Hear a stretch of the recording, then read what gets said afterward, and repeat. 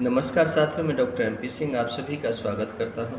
साथियों, आज हम बात करने जा रहे हैं कि विवाह होने के बाद में जीवन को सुखमय कैसे बनाया जा सकता है। साथियों, आपने देखा होगा कि जब विवाह होकर के आता है तो महीने 15 दिन, 2 महीने, 4 महीने तक आदमी सुख का जीवन यापन करता है, लेकिन बाद में कलह कलेश हो जाता है, बाद में तनाव हो जाता है, बाद में लड़ाई झगड़े होने शुरू हो जाते हैं, पुलिस केस हो जाता है, कोर्ट कचहरी हो जाती हैं। आखिर क्यों? साथियों, इन सब का कारण है कि जब तक पति और पत्नी एक दूसरे को समझेंगे नहीं, एक दूसरे पर विश्वास नहीं करेंगे, तब तक जीवन का आनंद नहीं आ सकता है।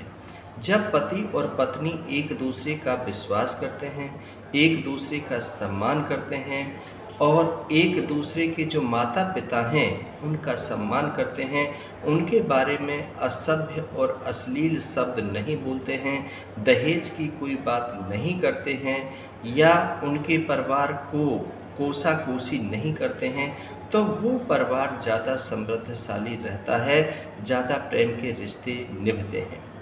आज शादी होकर के आई है तो अभी तो पत्नी को आप होटल भी ले जाते हो, क्लब भी ले जाते हो और कहीं पर भोजन खिला रहे हो, कहीं पर पिक्चर दिखा रहे हो, लेकिन जब साल 6 महीने गुजर जाते हैं, फिर आप जब ऐसा नहीं करते हो तो पत्नी को अफ़सोस होता है कि पहले तो ये मुझे प्यार करता था, लेकिन अब मुझे प्यार नहीं करता।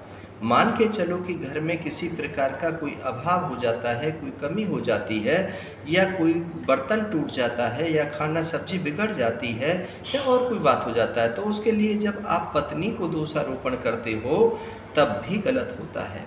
छींटा-कसी नहीं करनी चाहिए, काम में कमी नहीं निकालनी चाहिए, उस काम में कहने का तरीका, भाव जो है अलग होना चाहिए। हमें एक दूसरे का हाथ बटाना चाहिए, एक दूसरे की दिनचर्या को ठीक करना चाहिए, अपनी ज़िम्मेदारी को हमें निभाना चाहिए, तभी जाकर के हम सुखमय जीवन यापन कर सकते हैं। साथियों, यदि हम किसी तांत्रिक के चक्कर में पड़ जाएँ, किसी हम मौलवी के चक्कर में पड़ जाएँ, किसी हम पंडित जी के चक्कर में पड़ जाएँ, किसी से हम तबीज़ ले लें वशीकरण का या कोई हम मंत्रोच्चारण के लिए उस पर डाल दें कि तेरे आने से घर में ये हो गया है, तेरा भाग ठीक नहीं है, तेरे पैर ठीक नहीं हैं, तो इस प्रकार से जब किसी पर दोषारोपण करोगे तो वो तुम्हें प्यार नहीं देगी। और जब घर के जो कमरा है, जो बिस्तर है आपका, जो शयन कक्ष है, यदि उस कमरे की बात जब बाहर जाने लगेंगी तो भी प्यार नहीं मिलेगा। जब आप एक दूसरे के मतभेद हो जाएंगे, मतभेद होने के बाद में निश्चित तौर पर एक दूसरे पर छींटा-कसी शुरू हो जाती है।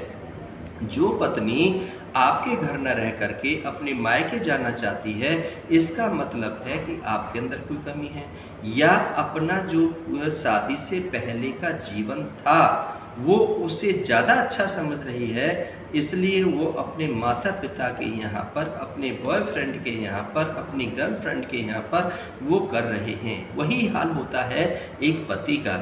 यदि पति का भी शादी से पहले किसी लड़की के साथ कोई अफेयर होता है और वो इस प्रकार का प्यार नहीं दे पाती है, तो वह भी अपनी पत्नी को स्वीकार नहीं करता है। साथियों, शादी से पहले की ज़िंदगी अलग होती है और शादी के बाद की ज़िंदगी अलग होती है। शादी से पहले की ज़िंदगी को हमें नहीं जानना चाहिए, उसके बारे में ज़्यादा जांच पड़ताल नहीं करनी चाहिए, क्योंकि वो स्थिति परिस्थिति कुछ और रही होती हैं, चाहे वो लड़का हो चाहे वो लड़की हो। शादी होने के बाद में हमें अपनी ज़िंदगी को नए तरीके से गुजारना चाहिए, एक विश्वास के साथ गुजारना चाहिए, छींटा-कसी नहीं करनी चाहिए, शक नहीं करना चाहिए, अश्लीलता असभ्यता का परिचय नहीं देना चाहिए, छोटी-छोटी बातों पर लड़ाई झगड़े नहीं करना चाहिए, एक दूसरे के मान सम्मान में कमी नहीं लानी चाहिए, ज़्यादा देर तक बैठ करके हमें एक दूसरे के मन को समझना चाहिए और एक ऐसी प्लानिंग करनी चाहिए ताकि वह आपके परिवार को संभाल सके, आपके बच्चों की परवरिश कर सके, आपके घर के काम की अपनी जिम्मेदारी समझे, आप भी अपनी नैतिक जिम्मेदारी समझो। साथियों, अधिक महंगे कपड़ों से, अधिक महंगे घर से, अधिक महंगी कार से कभी प्यार नहीं हुआ करता। प्यार होता है विचारों से, भावनाओं से, सम्मान से। यदि गरीब झोंपड़ी में रह कर के भी बहुत प्यारा जीवन लोग गुजार रहे हैं, महलों में रह कर के भी उनके बिस्तर अलग हैं, कमरे अलग हैं, एक दूसरे से बात नहीं कर पा रहे, एक दूसरे से नहीं मिल पा रहे।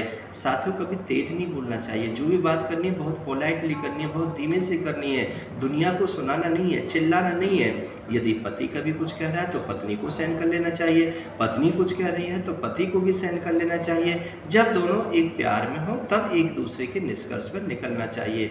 ऐसा नहीं कि पत्नी ने हल्का सा कुछ कहने की कोशिश की और आपने पुरुष प्रधान देश होते समझते हुए उसको दबा दिया, तो ये भी गलत है।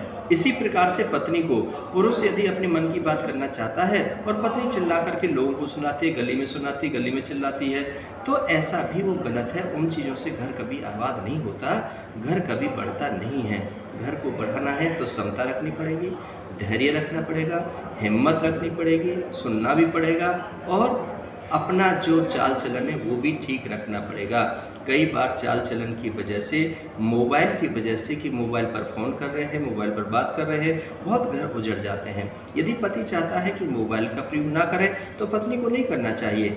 पत्नी यदि चाहती है तो मेरा पति मुझे टाइम दे, मोबाइल पर ज़्यादा ना लगे, तो पति को भी ध्यान रखना चाहिए कि मोबाइल नहीं चलाना, क्योंकि मोबाइल सिर्फ हमें टेलीफोन पर बात करना है, टेलीफोन पर हम एक दूसरे की सुनने हैं, यूँ क्योंकि मोबाइल ने बहुत सारे घरों को उजाड़ दिया है। इसलिए साथियों, मेरा निवेदन है कि मोबाइल को अपने पति पत्नी के जीवन से अलग रखो, ज़्यादा से ज़्यादा एक दूसरे को समय दो, ज़्यादा से ज़्यादा एक दूसरे को समझो, तभी जाकर के सुख में जीवन रह पाएगा। इससे अगली वीडियो में मैं आपको इसके और महत्वपूर्ण तथ्यों पर बात करूंगा। मैं आपका धन्यवाद करता हूं कि आपने मुझे वक्त दिया, मेरी वीडियो को सुना, और यदि आपको अच्छा लगता है तो इसको लाइक और शेयर करें। बहुत बहुत शुक्रिया, बहुत बहुत आभार।